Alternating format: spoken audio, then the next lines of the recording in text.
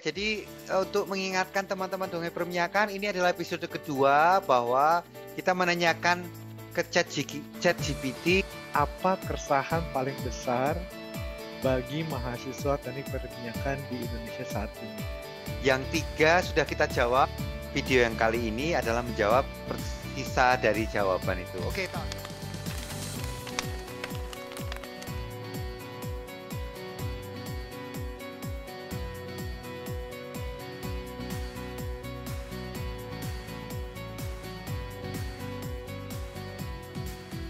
Halo Anton.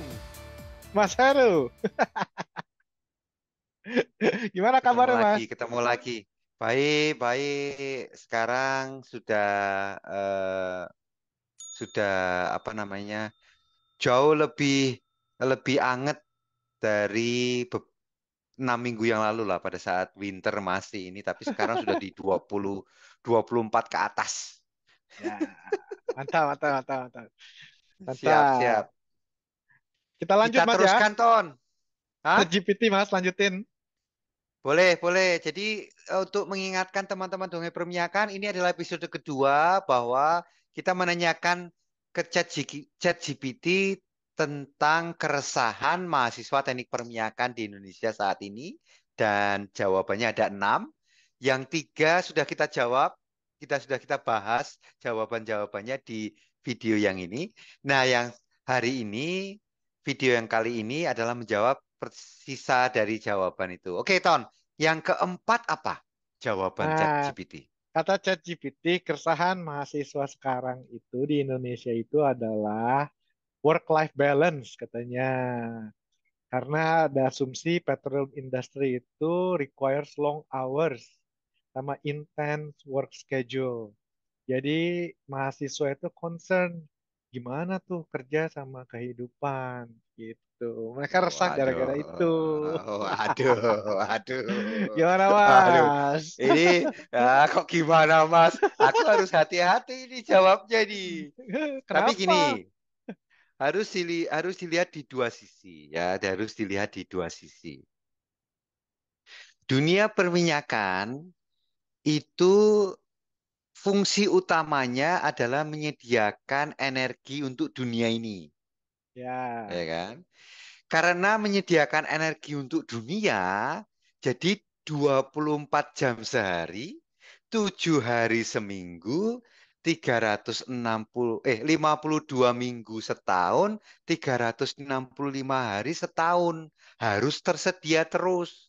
Sehingga Hmm. yang namanya dunia perminyakan itu berjalan all the time, ya. Jadi itu satu sisi.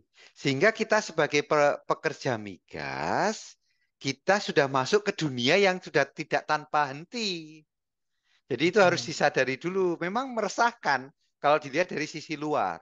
Tapi setelah kita masuk, keresahan itu aku secara pribadi dongeng perminyakan dulu waktu masih muda saja yang jadwalnya tidak tentu. Misalnya merayakan tahun baru di atas rig misalnya, atau Lebaran nggak bisa pulang misalnya, atau karena masih harus mengawasin operasi kan, harus ada di operation. Di perusahaan-perusahaan minyak maupun service company yang lebih modern sekarang, eh, dunia bisnis perminyakan itu sudah memasukkan segala sesuatu yang bisa diusahakan supaya kita tidak long hours, supaya kita tidak stres, supaya kita masih ada waktu dengan keluarga.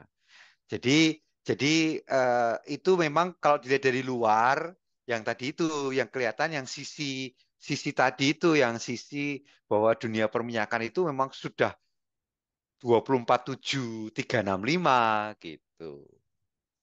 Tapi actualnya kan Anton, coba kalau Anton gimana Ton di perusahaan Anton yang sekarang? Yang sekarang kalau di Eropa kan per hari 7,5 jam aja sih. Komitmennya Ya, sebenarnya dan 7,5 jam.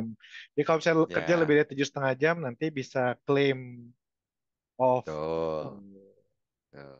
Kalau Oke nggak jawab? jawab Tanggapanku oke nggak? itu jawaban logis ya. Eh. Kalau menurut Anton sih itu jawabannya memang seperti itu logis. Kalau Anton melihatnya itu kerja itu seperti bermain Mas Heru.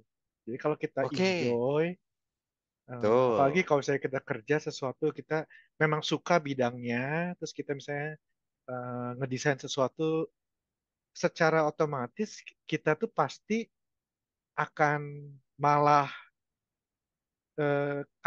kasih waktu yang lebih banyak.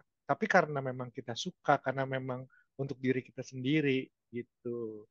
Dan Iya, kebanyakan yang Anton lihat justru kebanyakan orang tuh seperti itu.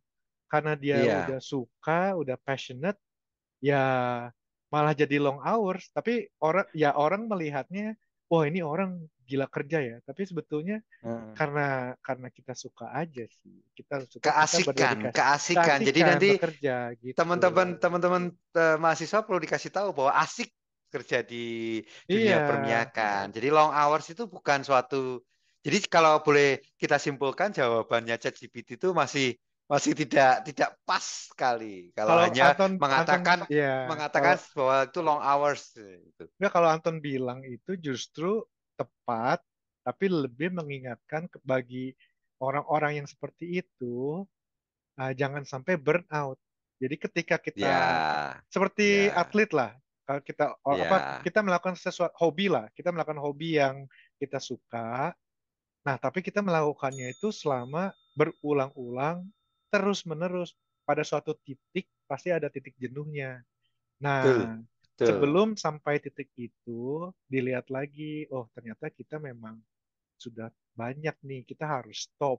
Karena Ya, menular ya, dan apa, infectious ya. Kerjaan tuh ya, infectious, karena kita suka sih ya. Jadi kalau suka, terus ya, kadang-kadang perusahaan kasih reward, kita malah kerja ya, lebih, pada satu titik ya. kita jenuh. Nah, sebelum sampai jenuh itu kita bagi waktu lah gitu. Jadi aku Siap, ngelihatnya siap. dari sisi seperti itu untuk pertama kita harus aware ini akan terjadi.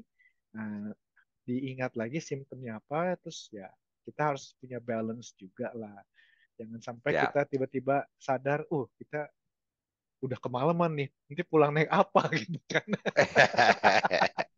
Oke, Gitu. bagus jawaban keempat. Terus kita lanjutkan, Ton. Nah, yang Sekarang kelima, jawaban lima, kelima. Itu resah. kalau Resah apa itu? Kalau kata ChatGPT, mahasiswa itu resah kepada hal masa depan yang belum kejadian. Career development. Student may be also concerned about their career development and advancement within the industry. Gitu. Tuh. Pengen cepet-cepet naik pangkat nih kayaknya deh. Iya, tapi aku terus terang nih ya, kalau yang ini aku aku kurang aku bukan tidak setuju dengan ChatGPT, tetapi aku melihat bahwa seperti yang aku sampaikan waktu kita diskusi di Jakarta waktu itu bahwa karir itu kita yang gambar sendiri. Jadi berhentilah untuk menjadi victim dari sistem, tapi mulailah untuk menjadi aktor dalam sistem itu. Pegang sendiri, handle sendiri, gambar sendiri. Karena kalau kita menggambar sendiri, jadi kita tidak apa namanya, tidak seolah-olah tidak tergantung sama orang lain untuk menuju ke karir yang mau kita dapat itu. Memang di dalam satu perusahaan ada struktur yang sudah jelas dan selalu aja ada namanya sistem kan selalu ada flow-nya. Kadang-kadang banyak yang aku udah lama di dunia corporate, aku tahu sistemnya tidak cukup membantu kita untuk menjadi career development karena bentuk sistemnya, tapi sebenarnya juga kalau kita kemudian kita take ownership itu kita karir, kita nggak perlu resah karena kita sendiri yang ngatur. Ya, kalau kita mau jadi supervisor dalam waktu 5 tahun, ya kita kita atur sendiri. Kita pengen itu. Berarti aku harus kalau perlu bikin laporan lebih bagus, kita bikin laporan lebih bagus.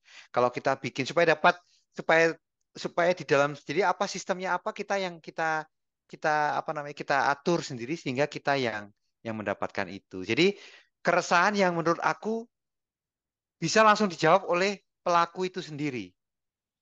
Karena jangan sampai kita masuk ke dalam suatu sistem, kita bilang ya sudah, aku ngikutin sistem, tapi terus kalau sistemnya flow, kita merasa ternyata nggak bisa naik sebelum si itu pindah atau sebelum bapak itu ngasih ngasih lampu hijau gitu-gitu kan seolah-olah kita jadi tergantung sama orang lain akibatnya juga tidak membuat kerja kita jadi termotivasi dengan baik kalau aku gitu Ton.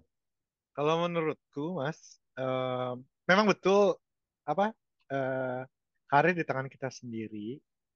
Tapi yang aku lihat kenapa mungkin ChatGPT bilang soal career development ya karena pertama tidak ada mata kuliah karir itu seperti apa sih gitu. Oke Yang oke oke. yang persepsi di luar yang digambarkan ya seperti yang Mas Heru gambarkan itu sistemnya piramida kan. Eh, Hmm, Senioritas atau apa jadi bos cuma hmm, satu, hmm, anak buah hmm, dua, terus empat, enam. hmm, Jadi hmm, hmm. persepsi mahasiswa itu kalau karir itu harus begitu, harus naik ke atas Iya gitu. betul Nah, betul betul. yang aku sarankan untuk menjawab keresahan ini adalah memang betul kita harus tahu eh, mau karirnya mau seperti apa, tapi harus punya ilmu juga ada apa saja di situ. Kalau kita Betul. tidak tahu gambarannya 10-20 tahun lagi ada apa aja sih pilihannya, kita tidak bisa bikin mapnya. Nah, sekarang Hmm. cari tahu lah, ngobrol lah sama mungkin yang berani ngobrol sama yang 10 tahun di atas kalian, 20 tahun di atas kalian, bahkan 30 tahun di atas kalian gitu kan. Jadi tahu gambarannya kurang lebih selama 20-30 tahun berkarir itu ada apa aja sih gitu. Apakah Hmm. karirnya harus harus jadi junior engineer, senior engineer, team lead, terus supervisor, foreman, lalu jadi manager. Apakah harus seperti itu atau Hmm. ada yang lain? Nah, Iya, ketika udah iya, tahu gambarannya, mungkin udah nggak terlalu resah kan. Digabung juga betul. dengan fasa hidup kita saat itu yang berubah, prioritas hidup berubah, gimana kita Iya, menyesuaikan itu semua. Itu kan menjadi betul. satu kesinambungan gitu Iya, ceritanya. iya. Kan Oke, tapi karir ini ini support hidup, bukan hidup support karir. betul. Nah, oke, oke, aku setuju, setuju. Tapi oke lah, jawaban ChatGPT oke lah. Ya. Oke. Nah, yang Oke, terakhir, yang Mas. terakhir. Ini Apa hot ini yang ini. terakhir? Yang terakhir ini Resahnya apa? menurutku Resahnya apa tuh? resahnya itu adalah environmental concern, masalah lingkungan hidup. Nah, Apa katanya? Apa katanya? Coba gitu. Environmental iya, concern. enggak, dia bilang petroleum industry itu faced with increased scrutiny of because of environmental impact of petroleum extraction and processing. Jadi Ya. students itu concern impact karir mereka terhadap lingkungan gitu. Oke. Oke. Nah, sudah beberapa kali tuh, taruh aja Ton di sini tuh video kita yang kita jawab. Kan Anton juga pernah bilang bahwa ada teman Anton yang merasa berdosa. Betul. Jadi ya Kita balik gimana lagi ya? lah. Jadi Heeh. ya kan memang global warming, masalah lingkungan itu selalu ada. Tapi ya itu seperti yang saya bilang sebelumnya lah Mas Heru. Kalau bukan kita, siapa lagi Siapa lagi? yang Iya, mau memperbaiki itu semua gitu kan? iya. Masuklah Eh, ke dalam, kita perbaiki bareng-bareng. betul. Jadi Jadi kita pastikan bahwa setiap kali kita bikin program drilling misalnya, kita pastikan kita kedepankan itu bahwa kalau bisa jangan sampai ada leak, kalau bisa jangan sampai oli itu terbuang di atas laut, ya jangan sampai pakai chemical-chemical yang membahayakan manusia dan lingkungannya dan lain sebagainya itu hanya oleh orang dalam dan tetapi kalau apa namanya kita tidak actively ikut membantu ya siapa lagi, ya kan? betul. Hmm. Pokoknya yang namanya kalau Anton melihat itu yang namanya memperbaiki atau improve ya, membuat lebih baik itu harus ada titik awalnya. Tuh. Yang Anton lihat tuh kalau masalah lingkungan itu sebelum mungkin baru-baru ini ya, mungkin 10 tahun lalu itu tidak ada metriknya, Mas. Jadi ada Oke. dampak aja, tapi metriknya itu tidak ada. Nah, kalau tidak ada metriknya kan kualitatif. Data yang kualitatif agak susah untuk diperbaiki karena subjektif jadinya kan. Kalau orang bilang Betul. jelek, tapi jeleknya tidak bisa dikasih angka, kita tidak bisa memperbaiki kejelekan. Kayak misalnya Iya. ada orang bilang, wah mukanya Mas Anton jelek. Ya, Mm-mm. tapi kalau misalnya mukanya Mas Anton jelek karena panjang dan lebarnya tidak sebanding misalnya. Ah, oke, jadi tahu Ah, apa yang mesti diperbaiki gitu kan. Jadi kalau betul, misalnya betul. gitu, nah sekarang kita udah bisa Walaupun menghitung. walaupun Anton cakep ya, tapi maksudnya Ya kalau misalnya kita ke dokter plastik kan, ke dokter operasi plastik, Pak dokter, muka saya jelek, tolong diperbaiki. Dia juga bingung kan mau diperbaiki apanya. Tapi kalau saya mau hidungnya dipanjangin 5 cm gitu kan, kayak Pinocchio gitu kan. Ah, itu kan jelas kan. dan juga jangan lupa kita juga pernah diskusi bahwa harus dibalance antara impact environmental sama impact sosial. Jangan Betul, lupa betul. itu bahwa aku sama Anton masuk ke dunia perminyakan itu niat baik. Ya, Masing-masing dari kami itu kalau kami menghasilkan katakanlah 10 barrel minyak sehari aja, kita membantu supaya 10 barrel minyak itu terangkat ke permukaan dan terproduksi. Dari 10 barrel itu menghasilkan energi untuk misalnya mensupport 100 orang misalnya. Nah, itu impact sosial nah itu yang harus ada ya, dibalance. itu ada hitungannya ya. Bukan ada rumus, ada hitungannya, tapi harus dibalancekan yang itu. Jadi harus dilihat dari dua sisi yang balance. Nah, dongeng perminyakan Betul. masih percaya itu.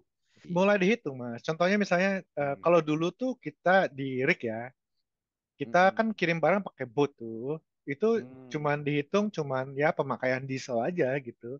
Iya, Diesel berapa, waktu berapa. Nah, sekarang tuh dihitung emisi karbon yang dibakar dieselnya ketika mob and demob si betul. kapalnya itu berangkat berapa. Betul. Nah, karena Ya, kita udah tahu angkanya berapa, nanti di sumber kedua, mari kita improve 5%. Bisa nggak nih?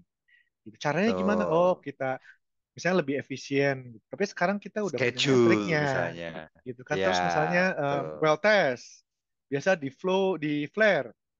Nah, kan kalau di flare kan bisa dihitung tuh gas yang dibuang berapa, emisinya berapa. Sekarang kalau kita flow to hose bisa nggak gitu kan? Nggak ada yang di Mm-mm, flare. Jadi betul-betul perhitungan emisinya itu sekarang betul-betul direkord, dicatat. Jadi kita bisa betul. bertanggung jawab kita memang memperbaiki itu. Dan Betul. ke depannya kalau kita di track ya, angkanya di track, pasti ada performance-nya bisa diperbaiki kan. Jadi Betul. kuncinya ya Betul. kita hitung apa yang kita punya, kita Ya, perbaiki. Jadi kita bisa tunjukin kita lebih lebih baik loh gitu. iya, iya. Oke, Gitu dampaknya terima Mas. kasih Sip. Anton. Oke, kalau boleh di anu Ton, di summary sedikit chat GPT dari 1 sampai 6. Yang pertama, Yang pertama chat. eh Jadi aku tanya nih sama ChatGPT kan. ya jawaban pertama apa? Aku tanya keresahan paling besar mahasiswa teknik perminyakan di Indonesia saat ini. Boleh dites nih ya sama Oke. kawan-kawan semua nih. Pertanyaan itu jawabannya kurang lebih pasti sama lah sama ChatGPT lah. Ya, Yang oke. pertama job market, dia bilang job Job market market. karena Yang kedua, kompetitif. Yang kedua itu kemajuan teknologi, bagaimana mahasiswa oke. menyelesaikan kemajuan teknologi dengan ilmu yang dia punya. Yang ketiga Yang itu ketiga, adalah biaya kuliah yang oke. menurut ChatGPT itu sangat signifikan.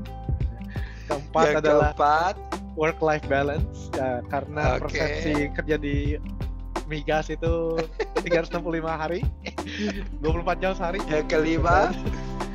yang Karir, kelima, pe- oke. kemajuan karir. Ya, yang Oke, keenam yang adalah masalah keenam, lingkungan hidup. Bagaimana kita oke. menjaga lingkungan. Begitu.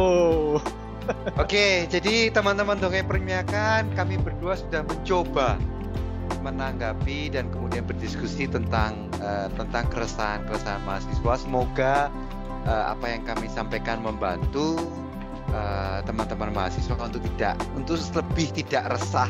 Bahasa Indonesia lebih tidak resah Ya. tentang tentang dunia perminyakan di masa depan. Oke, Anton, terima kasih sudah berdiskusi.